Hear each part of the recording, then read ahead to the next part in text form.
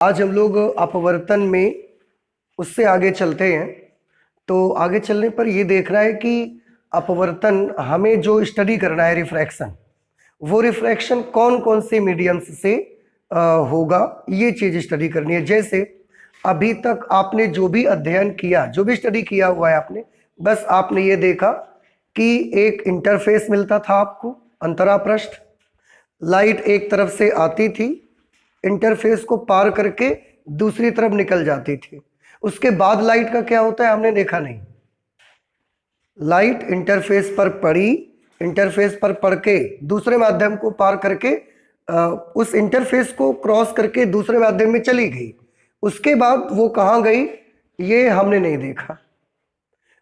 लेकिन अब इससे आगे जब हम चलेंगे तो अपवर्तन में कुछ और भी चीज़ें हमको देखनी है कि अगर इंटरफेस को लाइट क्रॉस कर गई है, उसके बाद दूसरे माध्यम में चलेगी, किस तरह से चलेगी, और अगर उस माध्यम को भी पार करेगी तो क्या होगा।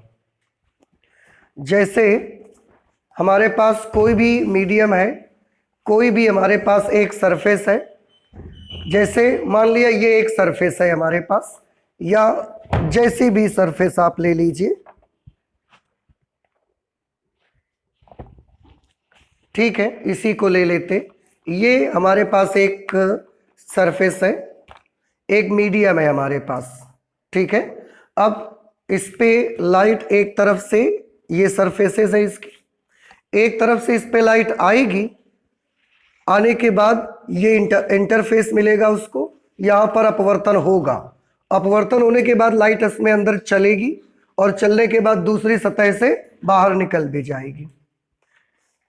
तो वही मैंने बताया कि अभी तक हमने जो चीज़ें पढ़ी हुई हैं बस इतना पढ़ा हुआ है कि एक इंटरफेस है, लाइट इंटरफेस पर पड़ी और इंटरफेस पर किस तरीके से उसका बिहेवियर होता है, क्या उसका रिफ्रैक्टिव इंडेक्स है और कौन मीडियम ज़्यादा मोड़ेगा कौन सा कम मोड़ेगा, ये सब हमने पढ़ाई की है।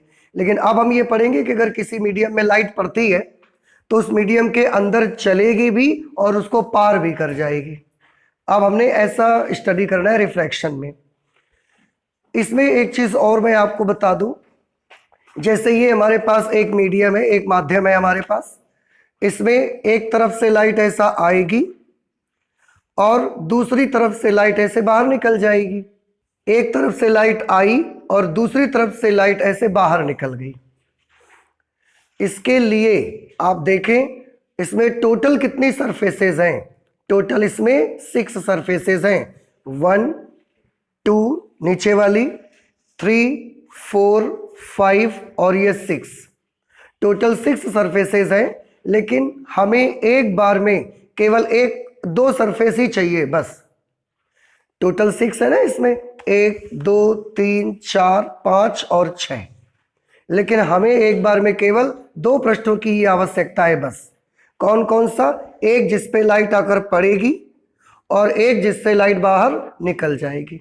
इसके अलावा हमको इसकी ज़रूरत नहीं है, हमको इसकी ज़रूरत नहीं है, इसकी और इसकी, इन सब की हमको ज़रूरत नहीं है। तो इन माध्यमों में एक बार में हमको केवल 2 पृष्ठों की ही आवश्यकता होगी और उन पृष्ठों को हम बोला करेंगे अपवर्तक पृष्ठ। कौन से पृष्ठ बोलेंगे उनको? अपवर्तक पृष्ठ बोलेंगे, रिफ्रैक्टिंग सरफेसेस कहा जाएगा उन्हें। अब जैसे एक तरफ से लाइट ऐसे आई, ऐसे एक तरफ से लाइट आई और दूसरी तरफ से लाइट निकल गई, तो अगर ये वाली सरफेस पर लाइट पड़ती है और इससे बाहर निकल जाती है, और उस वक्त अगर ये वाली सरफेस घिसी हुई है या ये कोना टूटा हुआ है इसका, तो क्या प्रकाश के अपवर्तन होने में कोई फर्क पड़ेगा? आंसर नहीं पड़ेगा। क्यों? क्योंकि लाइट आकर गिरती कहाँ पर है? इस सरफेस पर। निकलती कहाँ से बाहर है? इस पृष्ठ से। तो ये वाली सरफेस और ये वाली सरफेस तो सलामत है ना दोनों। अब ये सरफेस घिसी हुई है, ये भी घिसी है, सब घिस जाएं, ये कोना टूट जाए, इसको हम ऐसा ना बना के ऐसा घुमावदार बना दें, लेकिन हमारे अपवर्तन में कोई फर्क नहीं पड़ेगा। क्यों? क्योंकि जिस पर लाइट आकर गिरना है और जिससे लाइट बाहर निकलनी है वो दोनों जैसे के तैसे हैं, उनमें कोई बदलाव नहीं आ रहा है। समझ आया कुछ आपको?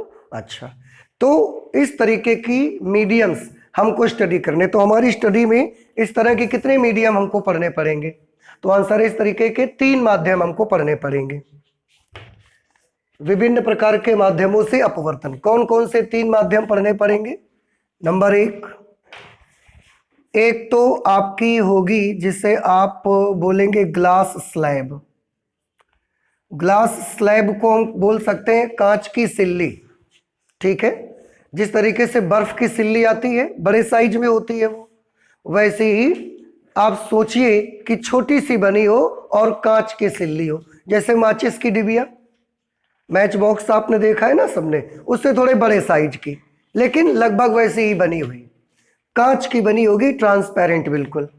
तो उस तरीके की ग्लास स्लैब हमको स्टडी करनी है। ऐसे देखो, मैं इसका फिगर आपको बना के दिखाता हूं। आपको लगभग ये इस तरीके की दिखेगी ग्लास स्लैब, ऐसे। अब आप सोचिए ये बिल्कुल कांच की बनी होगी उस वक्त, इस तरीके की ये ग्लास की स्लैब बनी होगी। इसमें इधर वाली सरफेस पर लाइट पड़ेगी और इधर से बाहर निकल जाएगी। यहां पर लाइट ऐसा आकर गिरेगी, इसके अंदर ही अंदर ऐसा चलेगी और फिर ऐसा बाहर भी निकल जाएगी इसमें से। अब अगर ये कांच की सिल्ली जैसे बनी होगी तो लगभग ऐसी ही होगी, वो थोड़ी पतली होगी, इतनी मोटी नहीं होगी, थोड़ी पतली होगी इससे, लेकिन आयताकार या घनाभ के आकार की जो कांच की सिल्ली बनी होगी लगभग ऐसी होगी। उसमें इस वाले पृष्ठ और इस वाले पृष्ठ की हमको आवश्यकता है। इधर से लाइट आएगी और इधर से लाइट बाहर निकल जाएगी, तो इसको और इसको अपवर्तक पृष्ठ बोलेंगे। आप देखिए ये वाला अपवर्तक पृष्ठ कैसा है? प्लेन बिल्कुल। ये वाला अपवर्तक पृष्ठ भी कैसा है? प्लेन। और दोनों अपवर्तक पृष्ठ आपस में कैसे हैं? क्या ये समांतर हैं या ये ऐसे हैं? समांतर हैं, ठीक है। एक ये सरफेस रिफ्रैक्टिंग, एक ये refracting surface, both are plane surfaces and both are parallel to each other, वो एक दूसरे के समांतर भी हैं। तो इस ग्लास स्लैब की अगर मैं बात करूंगा तो इसमें जो अपवर्तक पृष्ठ हैं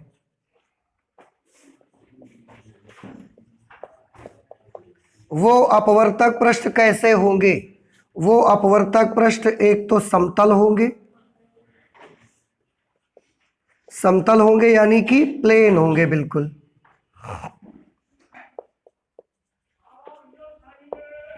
और दूसरा, उस अपवर्तक पृष्ठों में क्या गुण होगा कि वो समांतर होंगे।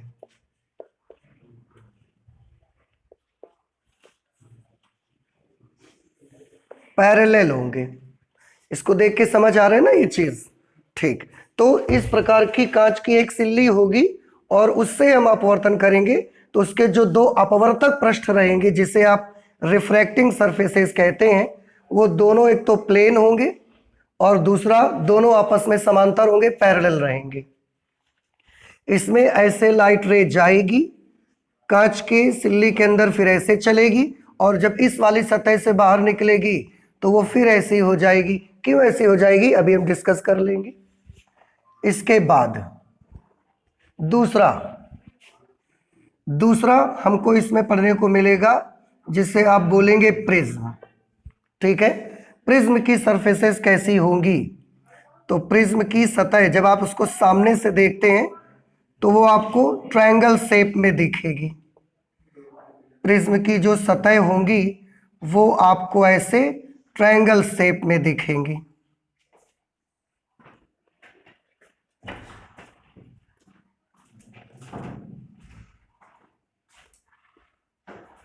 इस तरीके से आपको लगभग देखने को मिलेगा वो प्रिज्म।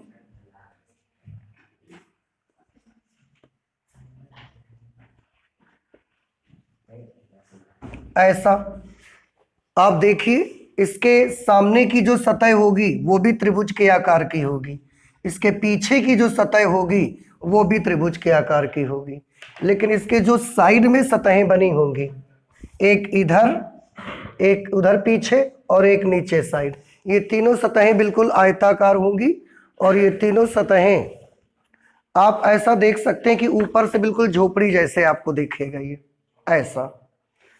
इधर की सतह देखो कैसी होगी, आयताकार। इधर की भी सतह कैसी है, आयताकार। पर सामने से क्या दिखेगा आप, ऐसी ही एक सरफेस नीचे लगी होगी। और पीछे से आप देखोगे तो पीछे से भी कैसा, त्रिभुजाकार। तो इसकी ये सतह कैसी है, प्लेन। अब इसमें हमको कौन सी दो सतहें चाहिए, बस एक से लाइट इसमें से आएगी और इधर पे से लाइट बाहर निकल जाएगी। तो इधर से लाइट आएगी और इससे बाहर निकल जाएगी। बस ये दो अपवर्तक पृष्ठ ही हमको चाहिए, ये सही सलामत बने रहें, इसका ये कोना टूट जाए, ऐसा ये कर्वेचर बन जाए, आई डोंट केयर, मुझे कोई फर्क नहीं पड़ता उससे। क्यों, क्योंकि जिससे लाइट जानी है और जिससे लाइट बाहर निकलनी है वो दोनों सही सलामत।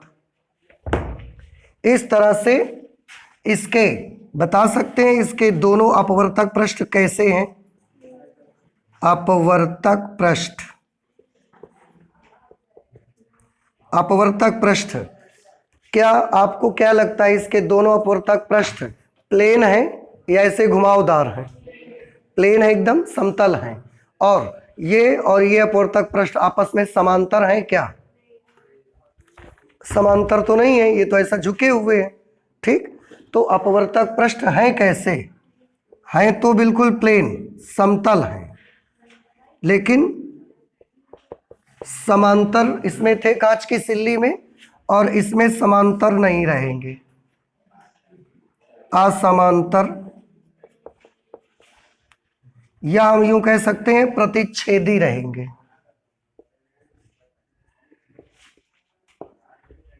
इंटरसेक्टिंग, एक दूसरे को ऐसा किसी न किसी झुकाव पर वो काटेंगे प्लेन।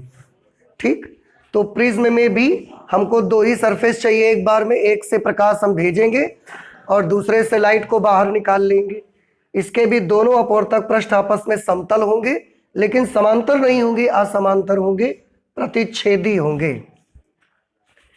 एक तीसरा मीडियम भी हमको स्टडी करना है अपवर्तन में, जो कि थर्ड मीडियम, जिसे आप बोलते हैं लेंस। जिसे आप क्या बोलते हैं, लेंस। लेंस में मैं नॉर्मल एक जनरल लेंस आपको बना के दिखा देता हूं।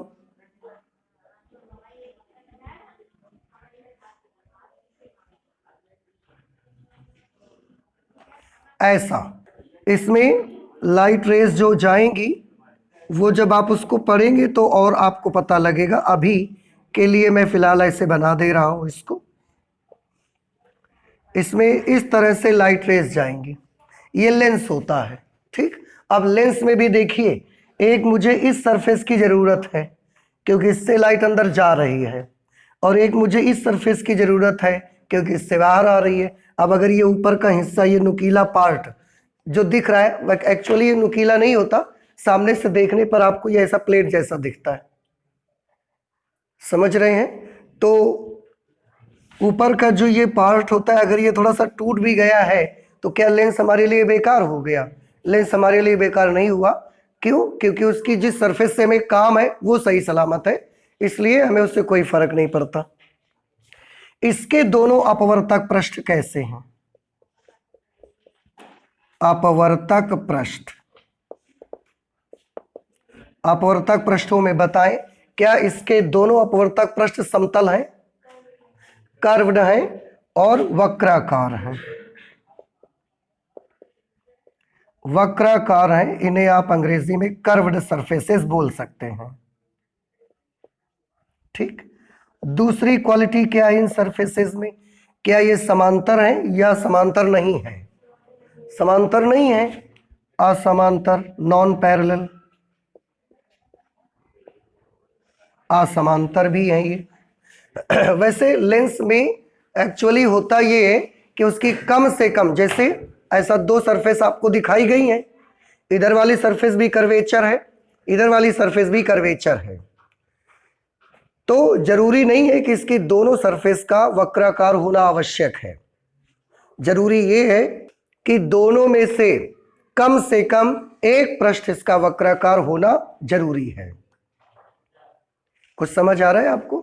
तो लेंस की परिभाषा में भी आप पढ़ते हैं और पढ़ा भी होगा आपने और आपको बताएंगे भी हम कि लेंस की दो में से कम एक पृष्ठ का वक्राकार होना आवश्यक है। लेंस की दोनों सरफेस वक्राकार हो ऐसा जरूरी नहीं है। मैं यहां पर अच्छा लिख देता हूं।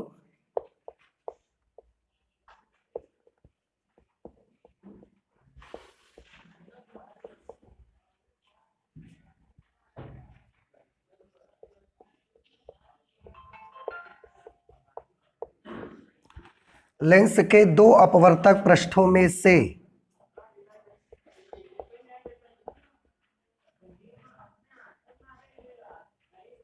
कम एक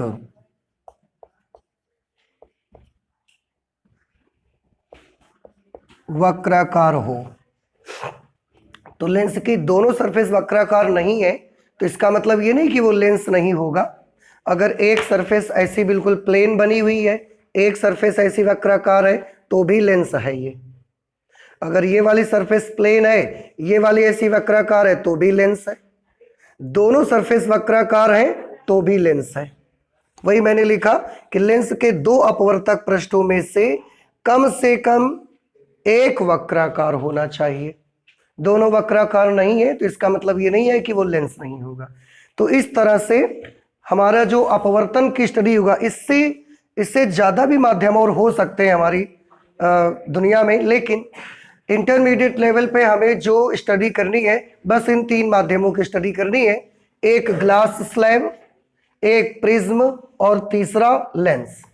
ग्लास स्लैब में पृष्ठ टोटल कितने होते हैं? 6, पर हमको कितने चाहिए? 2, और उन पृष्ठों का नाम क्या होता है? अपवर्तक पृष्ठ। दोनों समतल होंगे, समांतर होंगे। प्रिज्म में कितनी सतहें होती हैं? 5, 3 आयताकार और आमने सामने 2 त्रिभुजाकार। उनमें से हमको कितनी चाहिए? 2। उनका नाम क्या होगा? अपवर्तक पृष्ठ।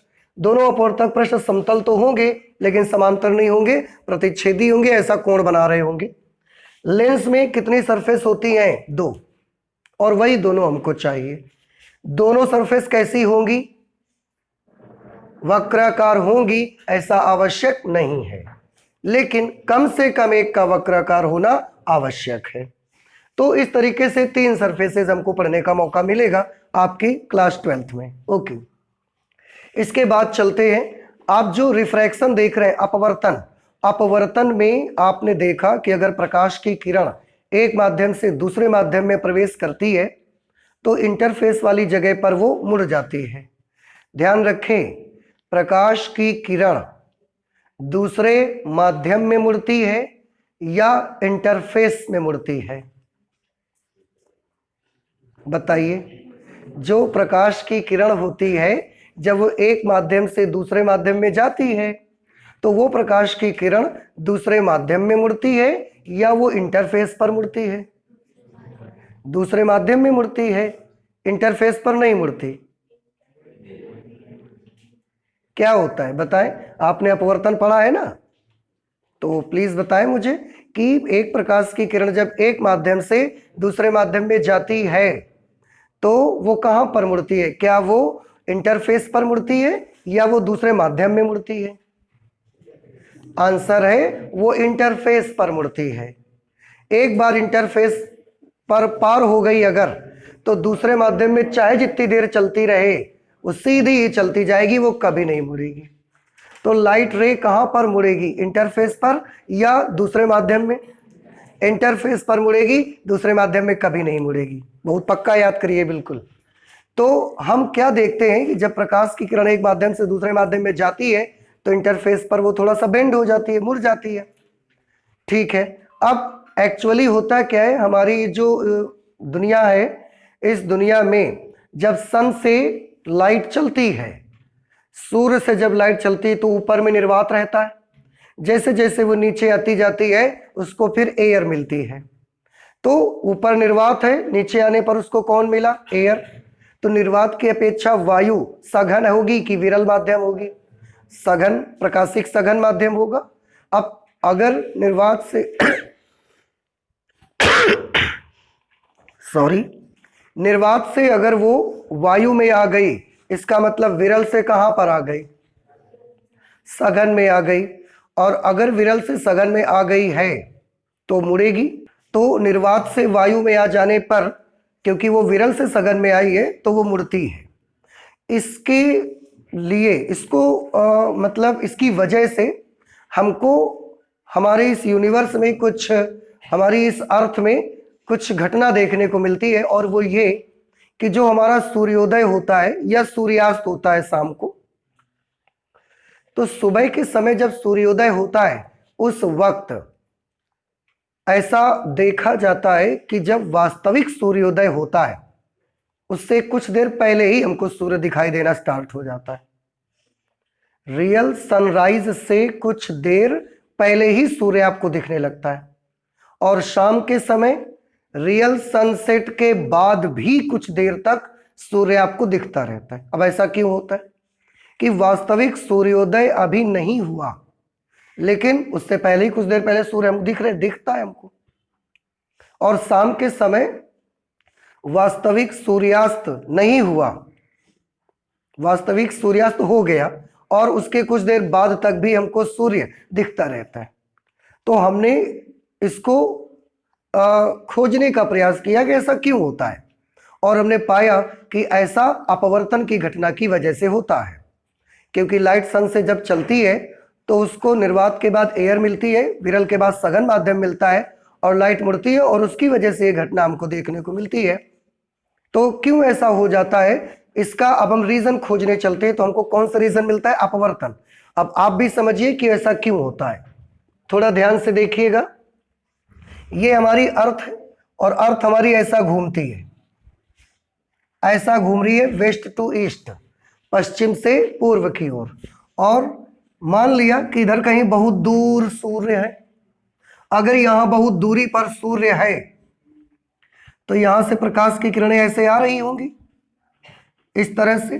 सूर्य से आने वाली प्रकाश किरणें इतना दूर है सूर्य हमसे कि उन प्रकाश किरणों को हम कैसा मान सकते हैं कि वो प्रकाश किरणें परस्पर कैसी होती हैं? समांतर। तो ये सन से लाइट हम तक आती है, अर्थ पर आ रही है। दूर कहीं सूर्य है, हमको वो सूर्य नहीं दिखता, सन रेज यहां पर हमको आती है अर्थ पे। अब पृथ्वी हमारी ऐसी लगातार घूमती रहती है, ठीक है। अब ध्यान रखिएगा, अगर आप यहां पर हैं तो क्या आप तक सूर्य की रोशनी पहुंच रही है? पृथ्वी ऐसे घूम रही है, सूर्य इधर से किरणें भेज रहा है, और आप यहां पर हैं, तो क्या सूर्य आपको उस वक्त दिख रहा है? नहीं दिख रहा है। ये कौन सा टाइम है? तो आंसर ये मिडनाइट का टाइम है, मध्य रात्रि का समय है। सूर्य बिल्कुल आपके अपोजिट डायरेक्शन पे है। ये कौन सा टाइम है? जब आप घूमते घूमते यहां पर आ जाओगे उस समय ये टाइम होगा मिड नून, बिल्कुल दोपहरी का समय होगा उस समय, और यहां पर आप हैं, ठीक है। जब मिडनाइट के बाद आप अर्थ से अर्थ घूमेगी, कुछ देर बाद आप यहां पर आ जाएंगे, तो ये 2 बज गए, यहां पर 3, 4, 5, और ऐसे मान लिया कि ये वाला समय जो है वो सुबह के 6 बजे का समय है, और ये वाला समय सुबह शाम के 6 बजे का समय है। ये चीज समझ में आई आपको? तो वास्तव में सूर्य की रोशनी आप तक कब पहुंचेगी?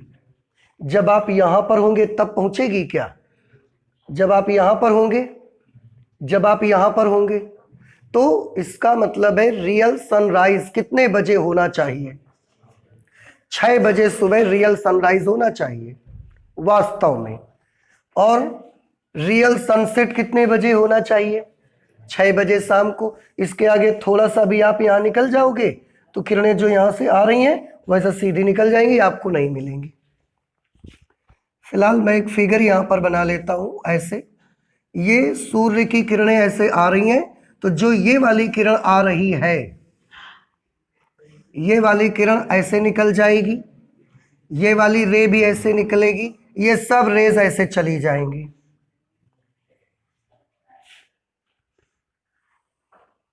इस तरह से ये प्रकाश किरणें ऐसे निकल जाएंगी। तो अगर आप इस जगह पर होगे सुबह थोड़ा सा पहले, तो क्या वास्तविक सूर्योदय हुआ? अभी वास्तविक सूर्योदय नहीं हुआ।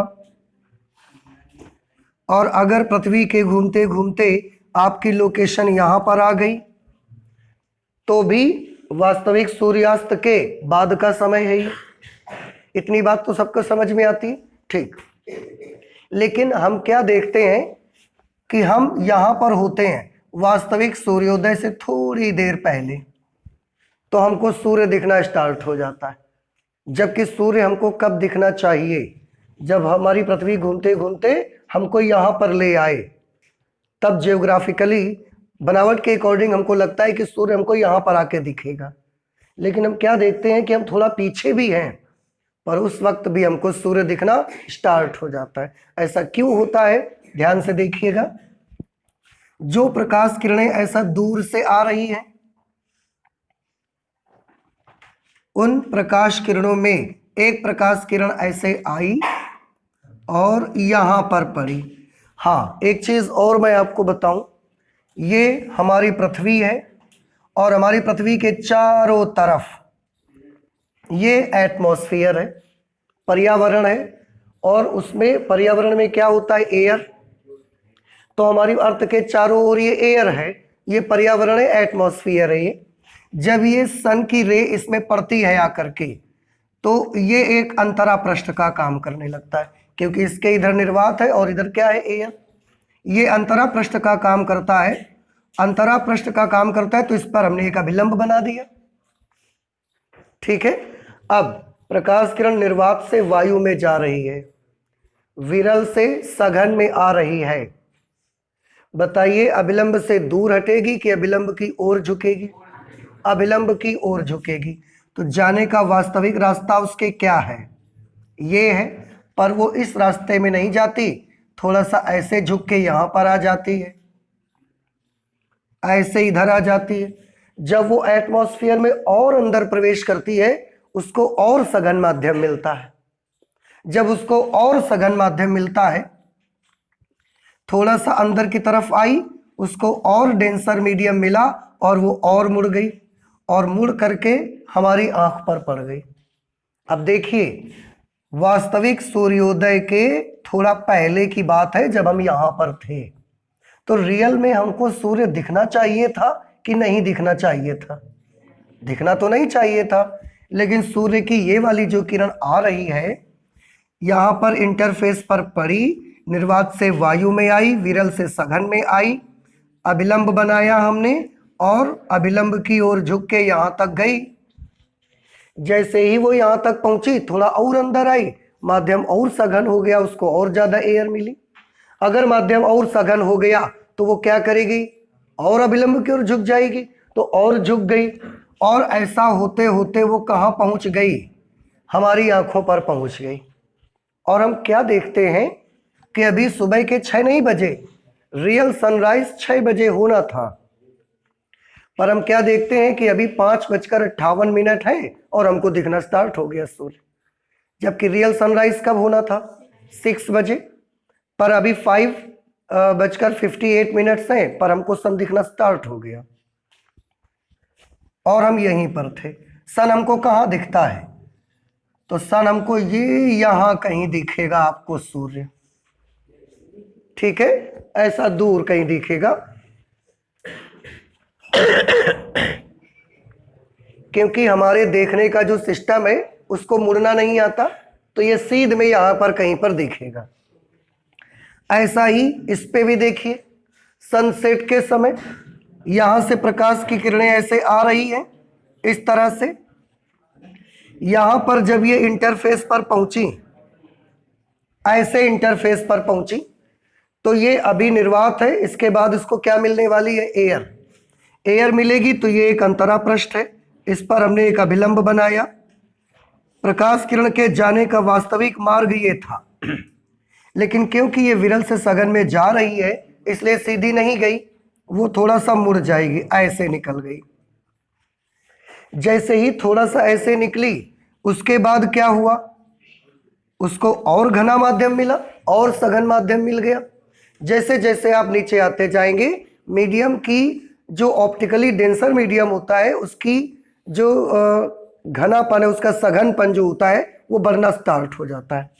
तो जब और अंदर आई तो उसको और सघन माध्यम मिला, और थोड़ा सा मुड़ गई, और सघन माध्यम मिला, और थोड़ा सा मुड़ गई, और इस तरह से मुड़ते मुड़ते वो फाइनली हमारी आंखों पर जाकर पड़ी। अब आप ध्यान से देखिए, क्या इस वक्त सूर्यास्त हो चुका, वास्तविक सूर्यास्त हो चुका है या अभी होना था? जब आप यहां पर है तो वास्तविक सूर्यास्त हो चुका है, लेकिन अभी भी सूर्य की ये किरण तो आपकी आंख पर जा रही है। अगर सूर्य की ये किरण आपकी आंख पर जा रही है तो यहां आपको ये सन दिखता है। आपको क्या लगता है कि अभी आपको, क्योंकि सूर्य दिख रहा है, आपको जब तक सूर्य दिखेगा तो आपको क्या लगेगा कि अभी सूर्य छिपा नहीं है, अभी सनसेट हुआ नहीं है, तो बाद तक आपको सन दिखता रहता है। तो आप देख रहे हैं सूर्योदय, वास्तविक सूर्योदय से कुछ देर पहले से लेकर के और वास्तविक सूर्यास्त के कुछ देर बाद तक आपको सूर्य दिखता रहता है। यही हमको स्टडी करना था, वास्तविक सूर्योदय से कुछ देर पहले से वास्तविक सूर्यास्त के कुछ देर बाद तक सूर्य का दिखना। कैसे पॉसिबल हो पाया बताओ? प्रकाश के अपवर्तन की वजह से। क्या ये रीजन आपको समझ आया? नहीं समझ आया? विरल से सघन में जाने पर प्रकाश किरणें अभिलंब की ओर झुकती है, तो जैसे ऐसे जाती तो अभिलंब की ओर थोड़ा झुकती है, थोड़ा चली माध्यम और सघन हो गया, थोड़ा और झुकी, और चली और सघन हो गया और झुकी, और हम यहां पर थे पर हमारी आंख पर पहुंच गई किरणें, हमको सूर्य दिखने लगा। और अगर हमको सूर्य दिखने लगा तो हम क्या कहेंगे? सूर्योदय हो गया। और कुछ देर बाद तक भी हमको सूर्य दिखा तो हम बोलेंगे कि अभी सूर्यास्त नहीं हुआ। ये वाला समय बहुत बड़ा समय नहीं होता है, 1 से 2 मिनट का टाइम ये केवल रहता है। अगर वास्तविक सूर्योदय 6 बजे होना है तो 5:58 से आपको दिखने लगेगा। वास्तविक सूर्यास्त 6 बजे शाम को होना है तो 6:02 तक आपको दिखता रहेगा। बस ऐसा नहीं है कि अगर वास्तविक सूर्योदय 6 बजे होना है तो 5 बजे से दिखेगा आपको, 1 घंटा पहले नहीं। केवल 1 से 2 मिनट का टाइम ही ये या तो 2 मिनट अर्ली दिखेगा आपको या 2 मिनट डिले कर देगा। इस तरह से सूर्योदय से थोड़ी देर पहले से लेकर और सूर्यास्त के थोड़ी देर बाद तक आपको सन दिखते रहता है। आई होप कि ये कारण समझ आ गया होगा। तो इसके पीछे का रीजन कौन है? इसके पीछे का रीजन है प्रकाश का अपवर्तन। याद रहेगा, ऐसे क्वेश्चन आते हैं कि सुबह सूर्योदय से कुछ देर पहले सूर्य का दिखना किसकी वजह से होता है? तो प्रकाश के अपवर्तन की वजह से ऐसा होता है। ठीक है, अच्छा इससे आगे, अब इससे और आगे चलते हैं। तो जैसे अभी हमने थोड़ी देर पहले बात की आपसे, हम लोगों को विभिन्न प्रकार के माध्यमों से ये अपवर्तन पढ़ना है। इसमें से जो सबसे पहला मीडियम हम लेना चाहते हैं वो हम लेना चाहते हैं ग्लास की स्लैब, कांच की सिल्ली। इससे सबसे पहले हम पढ़ना चाहते हैं। तो हमने वही आर्टिकल बनाया, रिफ्रैक्शन थ्रू स्लैब, स्लैब से अपवर्तन। अब आप इसको गौर से देखिएगा, स्लैब से अपवर्तन में क्या होता है तो उसको हम लोग समझते हैं। ये हमने एक कांच की सिल्ली बना ली, ठीक है। अच्छा, ये जो ग्लास की आयताकार हमने सिल्ली बनाई, इसके इस वाले अपवर्तक पृष्ठ पर हमने एक अभिलंब बना दिया, ये वाला। यहां से हमने एक प्रकाश की किरण भेजी ए बी, ये प्रकाश की किरण ऐसा तिरछा हमने आपतित किया। अब ये बना है अभिलंब और ये एक प्रकाश की किरण तिरछा इसमें गिरती है आकर के। आपतित किरण और अभिलंब के बीच का कोण आपतन कोण होगा आई, ठीक है। अच्छा, ये क्या है, याद है आपको? इस किरण का जाने का वास्तविक मार्ग कौन सा है? ये जो प्रकाश किरण आपतित हुई है उसका जाने का रियल पाथ, ये वाला रियल पाथ है उसका। लेकिन क्योंकि वो एयर से ग्लास में जा रही है, वायु से कांच में जा रही है, विरल से सघन में जा रही है, इसलिए अभिलंब की ओर झुक जाएगी। तो ये अगर अभिलंब है, ये अभिलंब है, ये प्रकाश किरण का जाने का वास्तविक रास्ता है, तो वास्तविक रास्ते से अभिलंब की ओर झुकने के लिए ऐसे ही तो आना पड़ेगा उसको। तो वास्तविक रास्ते से अभिलंब की ओर झुकने के लिए ऐसा थोड़ा झुक गई और झुकने के बाद फिर सीधी निकल गई। और अभी हमने बताया भी कि प्रकाश की किरण इंटरफेस पर मुड़ती है या दूसरे माध्यम में मुड़ती है, इंटरफेस पर। तो एक बार इंटरफेस पर मुड़ जाएगी और इसके बाद जितनी देर दूसरे माध्यम में चलेगी फिर मुड़ेगी नहीं, तो सीधी निकल जाएगी। इस किरण का नाम क्या है? आपतित किरण। ये कौन सी है? अपवर्तित किरण।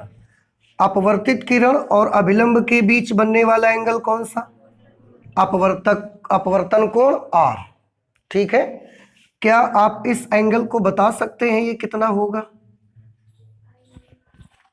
I minus R। Very good. कैसे? ध्यान से देखिए, एक लाइन बेटा ये जा रही है और एक लाइन ये वाली जा रही कि नहीं जा रही है? ऐसे मतलब एक लाइन ऐसे जा रही है ये वाली N वाली, और एक लाइन ये ऐसे जा रही है।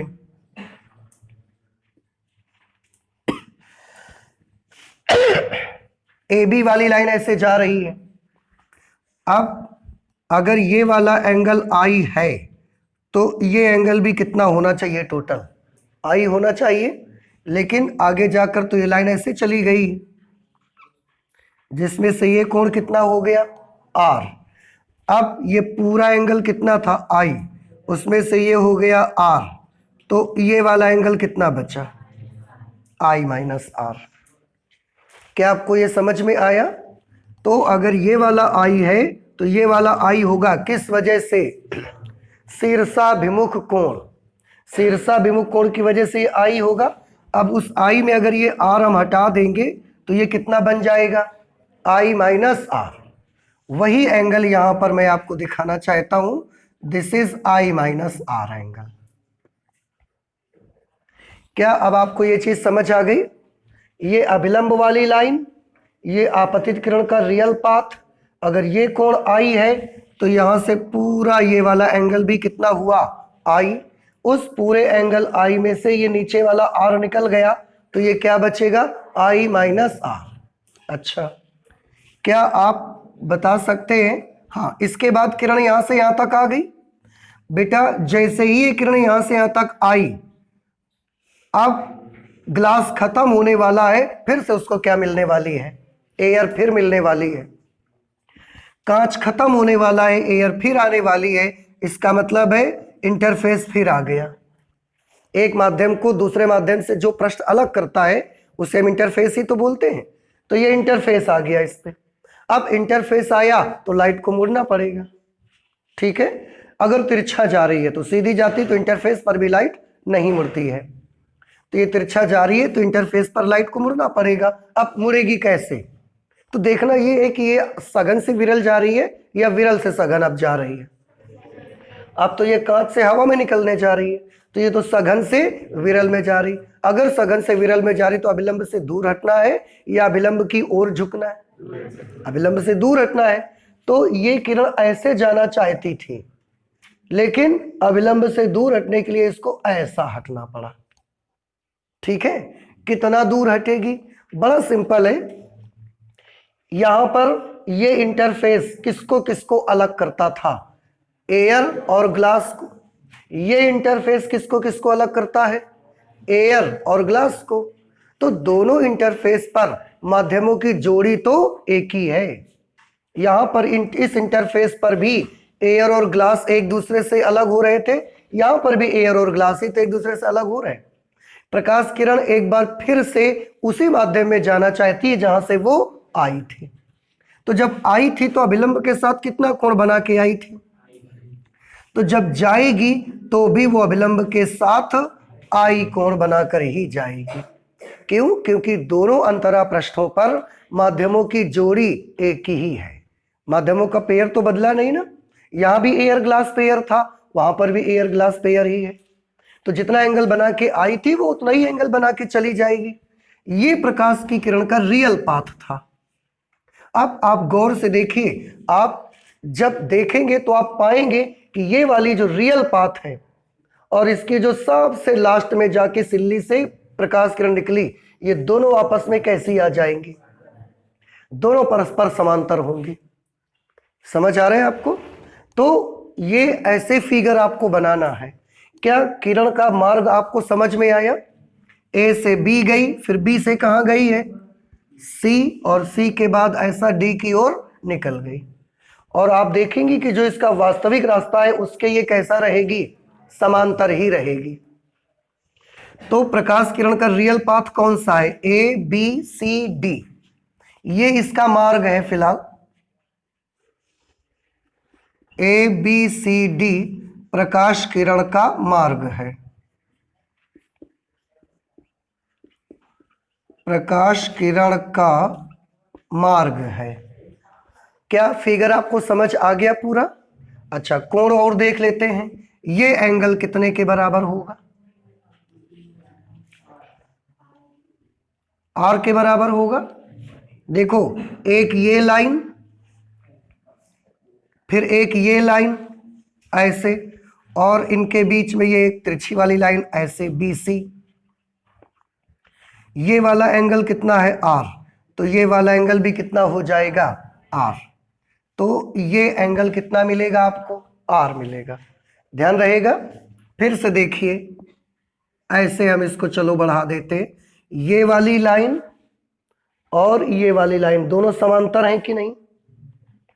अगर ये दोनों समांतर हैं और ये वाली लाइन एक तिर्यक रेखा है, उस समय ये वाला एंगल इस वाले एंगल के बराबर होना चाहिए।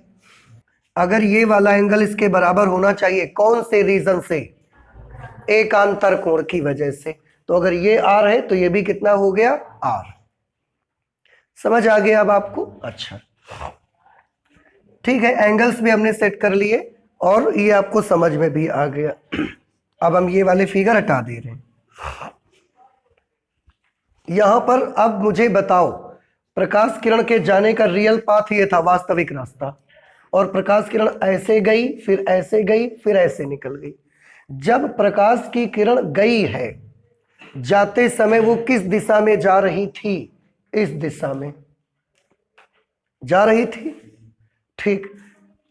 लेकिन जब वो सिल्ली से निकली है तो वो इधर की तरफ ऐसे जा रही है।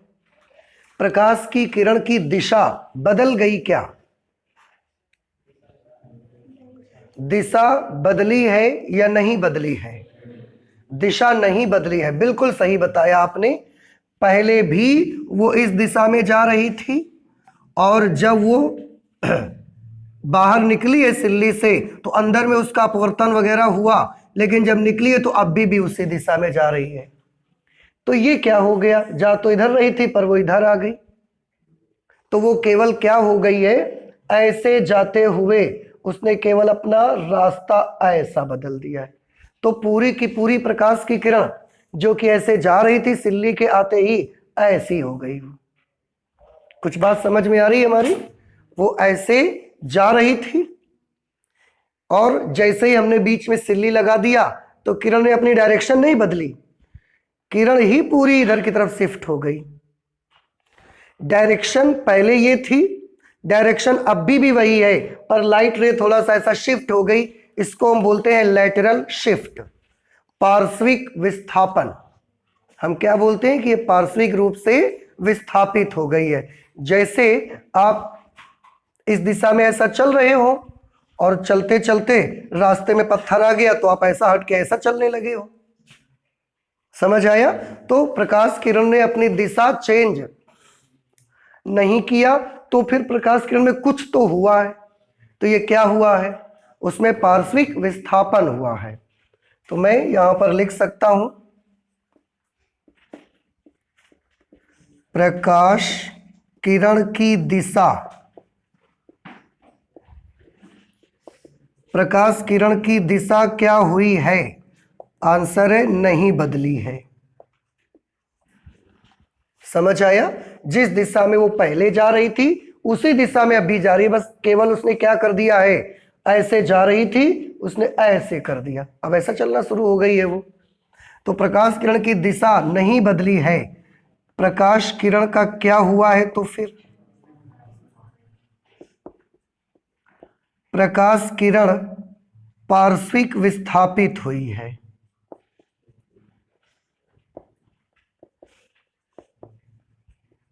पार्श्विक विस्थापित हुई है। अब अगर हम ये आपसे पूछें कि पार्श्विक विस्थापित हुई है तो कितना पार्श्विक विस्थापन उसमें आया है, ये फिगर में कहां पर है, तो ऐसे जा रही थी और यहां पर आके अब ऐसा जाना शुरू हो गई। कितना पार्श्विक विस्थापन है, तो हम यहां से इस पर एक लंब ऐसा डाल देंगे इस तरह से, और इसका नाम हम रख देंगे पॉइंट ई। तो इतना ये पार्श्विक विस्थापन है इसका कि यहां से इस रास्ते पर जा रही थी, बिना दिशा को बदले उसने अपनी जगह बदल दी, अपना मार्ग बदल दिया और यहां पर आ गई। तो कितना खिसक के आ गई, ई से सी तक खिसक गई कि नहीं खिसक गई। तो ये जो ईसी डिस्टेंस आप देख रहे हैं, इसे हम बोलते हैं प्रकाश किरण का पार्श्विक विस्थापन। सीई प्रकाश किरण का पार्श्विक विस्थापन है। सीई प्रकाश किरण का पार्श्विक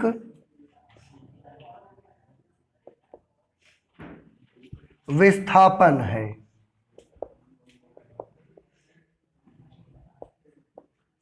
ठीक है, तो फिर से एक बार बताएं, क्या ये सारी चीजें समझ में आ गई आपको? अगर आ गई तो प्लीज मुझे बताएं कि जब प्रकाश की किरण को किसी कांच की सिल्ली में डाला जाता है, दिशा के बारे में कमेंट करिए। दिशा का क्या होता है? नहीं बदलती। तो फिर कुछ तो हुआ है, अपने प्रारंभिक रास्ते पर भी नहीं चल रही है वो। तो क्या हुआ है उसमें? पार्श्विक विस्थापन हुआ है। चित्र में पार्श्विक विस्थापन को कौन प्रदर्शित करता है? सी से ई तक की जो डिस्टेंस है, ये पार्श्विक विस्थापन को रिप्रेजेंट करती है। आपने यहां से इस पर लंब डाला है ना, तो ये एंगल कितने डिग्री का होगा? 90 डिग्री का होगा। इस पर हम कुछ कैलकुलेशन थोड़ा सा करना चाहते हैं। अगर ये 90 डिग्री का एंगल होगा, और देखिए ये सिल्ली की कुछ मोटाई है, ये जो पार्श्विक विस्थापन है ना, ये इसकी मोटाई पर डिपेंड करता है। कैसे मोटाई पर डिपेंड करता है? थोड़ा ध्यान से देखिएगा, मैं आपको बताऊं। अगर ये सिल्ली और यहां तक मोटी होती तो क्या होता? ये जो प्रकाश किरण अभी यहां से निकल गई है, अगर सिल्ली यहां तक मोटी होती तो फिर ये प्रकाश किरण यहां से निकलती। अगर ये यहां से निकलती, उस वक्त दोनों के बीच का डिस्टेंस कैसा हो गया होता? बढ़ गया होता, और ज्यादा हो जाता कि नहीं हो जाता।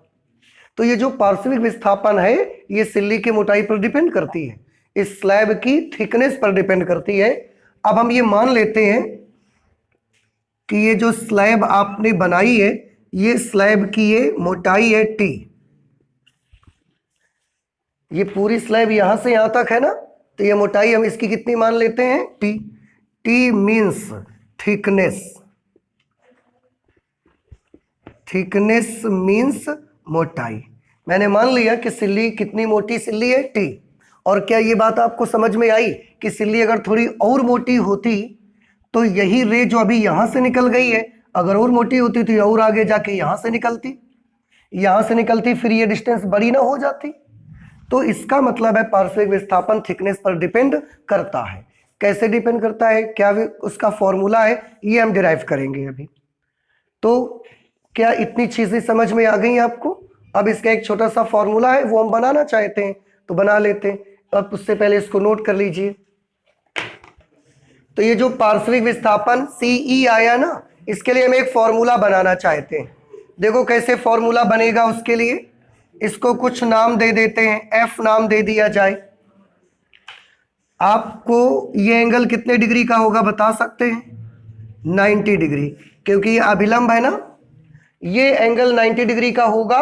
तो समकोण त्रिभुज आप देखो CFB में, देखो समकोण त्रिभुज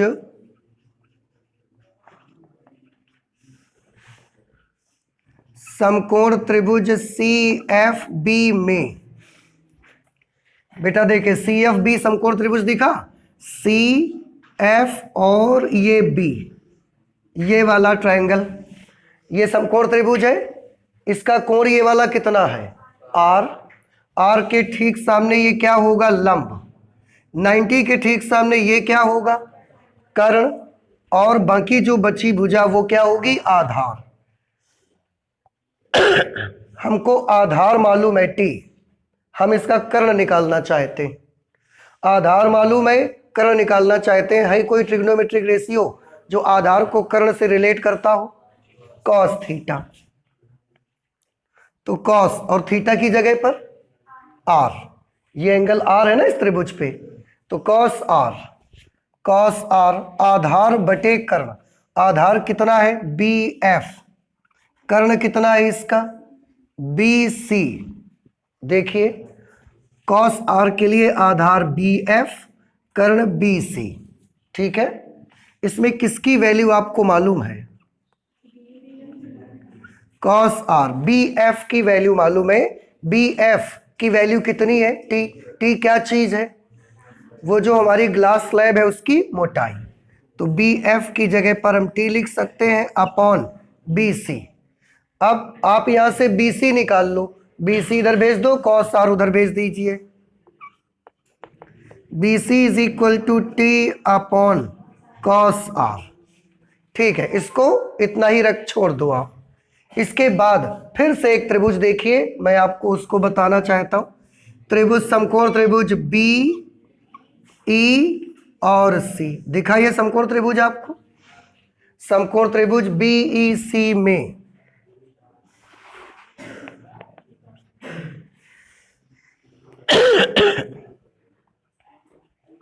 समकोण त्रिभुज बी ई सी में, समकोण त्रिभुज बी ई सी में भी आप थोड़ा ध्यान से देखें, ये एंगल 90 डिग्री का है, तो 90 डिग्री के ठीक सामने ये साइड क्या हो जाएगी कर्ण।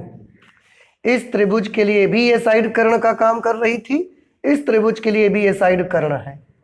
और ये जो हमने समकोण त्रिभुज बी ई सी आपको दिखाया, ये वाला त्रिभुज सबको दिख रहा है ना, क्या आप बता सकते हैं इस त्रिभुज का ये एंगल कितने का है आई माइनस आर, इसके ठीक सामने क्या होगा लंब, और 90 के ठीक सामने ये क्या है कर्ण। हमको क्या, और ये तीसरी भुजा कौन सी होगी आधार। आपको इस त्रिभुज में क्या चीज पता लगानी है लंब, सीई तो पता लगानी है, और कर्ण बीसी आप निकाल चुके हैं। देखिए तो आप आई माइनस आर एंगल के लिए एक ऐसा त्रिकोणमितीय अनुपात यूज करो जो लंब और कर्ण को रिलेट करता हो, साइन। तो यहां पर हम फॉर्मूला अप्लाई कर देंगे, साइन और I minus R is equal to, तो साइन आई माइनस आर बराबर लंब बटे कर्ण, perpendicular upon hypotenuse, perpendicular CE hypotenuse BC, CE upon BC, ठीक है। अच्छा हमको किसकी वैल्यू चाहिए सीई, बीसी तो हमको ये मालूम है, तो बीसी हम इधर भेज देंगे, therefore CE will be equal to BC sine I minus R, इसलिए CE is equal to, BC की वैल्यू क्या है टी अपॉन कॉस आर, तो बीसी की वैल्यू है T upon cos R into, BC की जगह उसकी वैल्यू लिख दिया, और उसके बगल में है sine I minus R, sine I minus R. इस तरह से पार्श्विक विस्थापन का फॉर्मूला आपको मिल गया। देखिए पार्श्विक विस्थापन सीई इज इक्वल टू, ये फॉर्मूला बना sine I minus R upon cos R into T. तो जब भी कोई प्रकाश की किरण किसी ग्लास स्लैब में पड़ती है तो उसकी दिशा तो नहीं बदलती, परंतु उसमें पार्श्विक विस्थापन होता है। पार्श्विक विस्थापन कितना होता है, वो इतना होता है sine I minus R upon cos R into T, इतने के बराबर उसमें लेटरल शिफ्ट आ जाता है, लेटरल डिस्प्लेसमेंट उसमें आ जाता है। तो पार्श्विक विस्थापन को अंग्रेजी में क्या बोलते हैं, लैटरल डिस्प्लेसमेंट, या इसी को दूसरा भी बोल सकते हैं लैटरल शिफ्ट। इतना ये शिफ्ट हो जाती है, हाँ डायरेक्शन नहीं बदलती अपनी, डायरेक्शन वही रहती है, बस ऐसे चलते चलते ऐसा हट के चलना शुरू कर देती है वो ग्लास स्लैब बीच में आ जाने से। अब एक चीज, पार्श्विक विस्थापन कौन कौन सी बातों पर निर्भर करता है, आप थोड़ा ध्यान से देखें। पार्श्विक विस्थापन निर्भर करता है किस किस पर डिपेंड करता है, तो आंसर है पार्श्विक विस्थापन दो बातों पर डिपेंड करता है बस। एक तो आप साफ देख रहे हैं मोटाई उसके अनुक्रमानुपात में आ रही है, तो पार्श्विक विस्थापन अगर ग्लास स्लैब की मोटाई जितनी ज्यादा होगी पार्श्विक विस्थापन भी उतना ही ज्यादा होगा। और जैसे कि मैंने बोला ये हमको समझ में भी आता है इस चित्र से कि अगर ये इसकी मोटाई और यहां तक होती तो फिर ये किरण यहां से स्टार्ट होती और उस समय ये विस्थापन क्या हो गया होता, बढ़ गया होता। तो कांच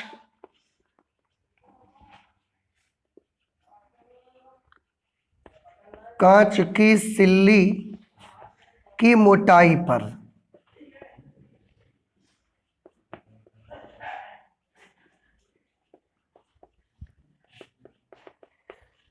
दूसरा किस पर डिपेंड करती है, देखिए दूसरा आपतन कोण पर निर्भर करती है।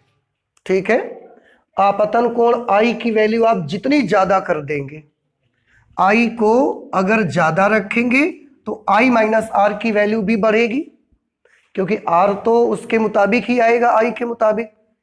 आई बड़ा कर देंगे तो साइन आई माइनस आर की वैल्यू ज्यादा हो जाएगी, अगर साइन आई माइनस आर की वैल्यू ज्यादा हो गई तो सीई ज्यादा हो जाएगा।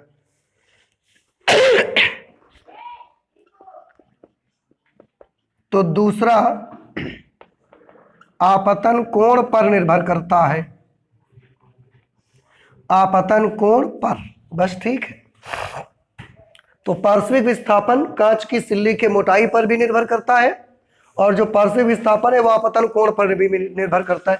अब आप कहोगे आर भी तो आ रहा है इस फार्मूले पे, लेकिन आर तो हमारे आई के मुताबिक बनेगा ना, हम जिस तरीके से प्रकाश की किरण को इसमें आपतित करेंगे आर तो उसके अकॉर्डिंग चेंज हो जाएगा।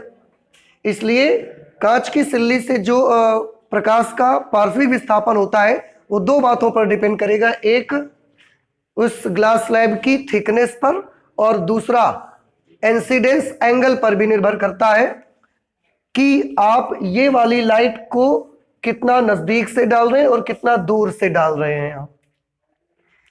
कुछ ये बात समझ आ रही है? अगर हम इसको ऐसा कर दें, बिल्कुल अभिलंबवत डाल दें, थोड़ा ध्यान से देखिएगा बेटा, अभी हम प्रकाश की किरण को ऐसा डाल रहे हैं, अगर हम इसका आपतन कोण घटाते घटाते घटाते घटाते ऐसा जीरो कर दें, लाइट को ऐसा डालें, तो कितना पार्श्विक विस्थापन मिलेगा आपको? क्या चीज जीरो हो जाएगी उस समय? आई का मान जीरो हो जाएगा। अभी ऐसे है तो अभिलंब के साथ कुछ एंगल बनता है, और जब आप किरण को ऐसे डालोगे तो आई कितना हो जाएगा? अगर आई जीरो हो गया तो आर का मान बताओ, आर भी तो जीरो रहेगा, क्योंकि आई जीरो तो आर भी तो सीधी निकल जाएगी। आई और आर दोनों जीरो हो गए तो साइन जीरो की वैल्यू जीरो, उस समय पार्श्विक विस्थापन नहीं होगा, ये किरण ऐसे जा रही है ऐसे ही निकल जाएगी। तो अगर आपतन कोण जीरो रहेगा, देखिए मैं इसको भी नोट कर देता हूं यहां पर, यदि I is equal to zero तब R is equal to zero, और अगर I और R दोनों जीरो हो गए तो CE is equal to zero. उस समय प्रकाश की किरण ग्लास स्लैब से निकलेगी भी, लेकिन कोई उसमें लेटरल शिफ्ट नहीं आएगा। समझ आ गया? तो इस तरीके से हमने रिफ्रैक्शन थ्रू ग्लास स्लैब पढ़ा, एंड आई होप कि आपको समझ में भी आ गया। ये फॉर्मूला आपको याद रखना है, ठीक है? और आज हम अपनी फिजिक्स में इतना ही रखेंगे, आगे और भी पढ़ाई करेंगे लेकिन नेक्स्ट क्लास में करेंगे, ठीक है? Thank you.